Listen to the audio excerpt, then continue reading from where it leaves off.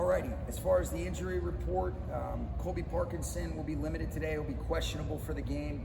Want to make sure that he feels as good as possible with the concussion, so we'll see about what his status looks like. Omar Spates will not participate. He'll be doubtful for the game with his ankle. And then Rob Havenstein will be doubtful with his ankle as well. And Tutu felt a little something in his hamstring. He'll be limited today. Questionable for the game. We'll see how he responds. The initial reports were good, but you can't be smart enough with a soft tissue like that, so we'll see what that looks like for his game status. It happened yesterday in practice. He won't. He's doing rehab and all those types of things, but you say doubtful, but it's very unlikely that he'll be ready to go. I thought Warren was really good. I think what I think is really cool is you start talking about Rob. I think the first thing that you mentioned that you can't appreciate unless you're in the building every single day, what a great leader and what a great teammate he is in terms of putting his arm around guys and helping them continue to grow and develop. And Ryan Lindell and Zach Cromer and Brian Allen and Mike Munchak deserve a ton of credit, but I think Warren's done a great job of really just putting the work in. He's got a great mentor in Rob to be able to lean on, and I was really proud of Warren. I wasn't surprised, though, because I thought last year when he had to come in and play a bunch of snaps, particularly at the right tackle, he's played well. He's ascending into a good football player. He's earned the right to be confident because of the work that he's putting in. There'll always be some snaps that you can want back, but I thought we put him in some stressful situations, and I thought he handled it really well. And I love his game day demeanor. He was nice and steady. I thought he played with toughness at the line of scrimmage, and I thought he was pretty sturdy and stout in protection and some different communication. And he's only going to get better the more he plays.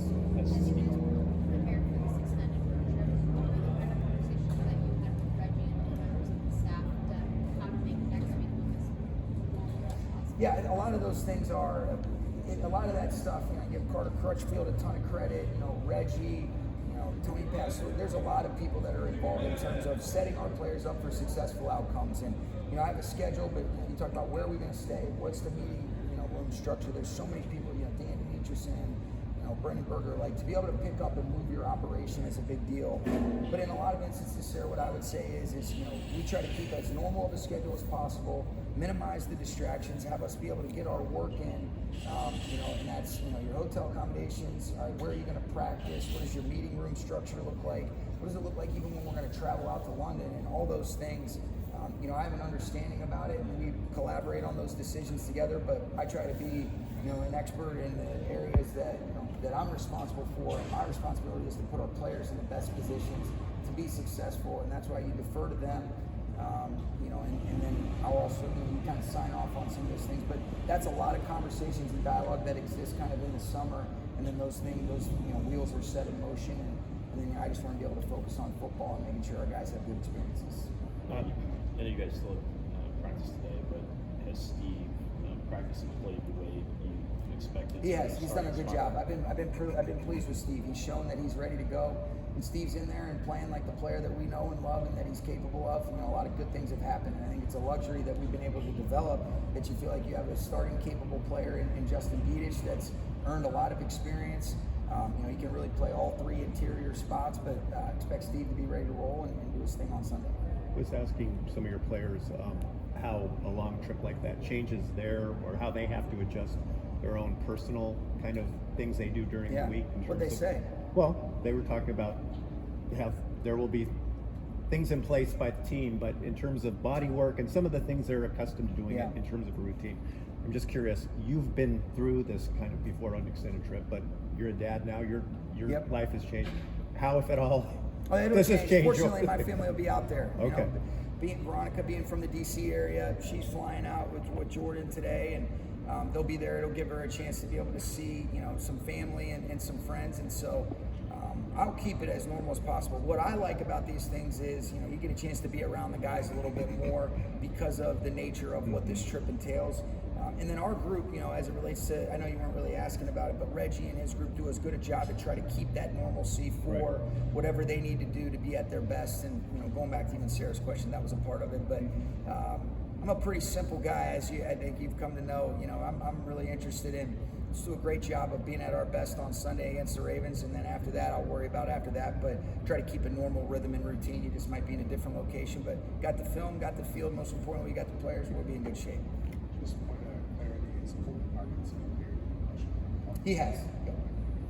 When you talk about just minimizing the distractions, obviously being on the road is pretty much more team building. Do you prefer that as far as something like that, as far as just being on the road and galvanizing guys and being able to feel like the focus is better on the road? Yeah, it's hard to say, Nick. I think what I prefer is being around our guys, but I think those are the circumstances that are set forth. I think we've been able to do a good job of coming together as a team in these types of settings, and then it just so happens that this is, we got a London trip, we're on the East Coast, which is what we had requested, to try to be able to set it up that way, just to get the body clocks adjusted. And so, haven't done this in a few years. We did it our first year, and then we did it in 2019 when we stayed in Jacksonville and then in Atlanta. And so I love these opportunities to be able to just be around guys more. But what I love about this group and what I feel is we got a bunch of mature guys that their football is important to them, their families are important to them, and being able to do that while also still have that good balance that I think allows you to be at your best. That's what this week will hopefully entail. Couple more, guys. Spend the week in Baltimore, first going to London and getting the body clock there. Yeah, I think just based on the things that we've learned, I think felt like it was going to be the best thing for those guys. And there's a lot of studies without getting too in the weeds with it that, what is the right time? But that's part of why we're not leaving until Friday, ultimately to be able to have their body clocks as close to as possible, to be able to feel good. I think a lot can be made about it, but get your rest, be consistent with that. But let's play our best in that 3-hour window that we're allotted. You guys have heard us talk about a lot. Okay, 10 a.m. in our heads. It's like, no, let's be ready to go. That's not going to be an excuse for us. We're going to try to set you guys up for successful outcomes. But let's not allow things that we can't control to get in the way. And that's where we try to put them in those right spots, but also make sure that ultimately it's about playing the best in that 3-hour window that you're allotted, and let's be ready to do that. Sean, when you're playing a really good team like Baltimore that has struggled, beyond the X's and O's, what do you kind of focus in on? It's consistent. I think, humility is only a day away, and I think there's too much respect that I know that I have and our players and coaches have for these players, this coaching staff. Every single week, this league is too challenging. So you try to be consistent in your approach. You understand, all right, how can we control what we can control with our preparation, our focus, our concentration, our ability to execute at a high level.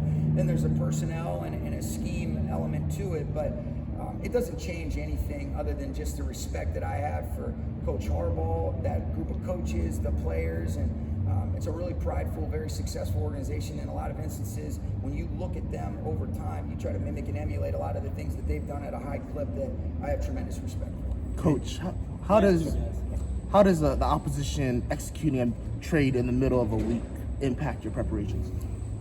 Not much. I mean, I think you have familiarity with some of those players, and then you also say, okay, I don't want to chase ghosts, but what are the possibilities that we have to be ready to communicate to our players in the meantime? Who does that move around? Does that affect anything that they're going to do that maybe has been in alignment with what they've done on film? But not too much other than just acknowledging it and being familiar with the guys that could possibly be in the lineup that maybe you're not seeing on the film right now.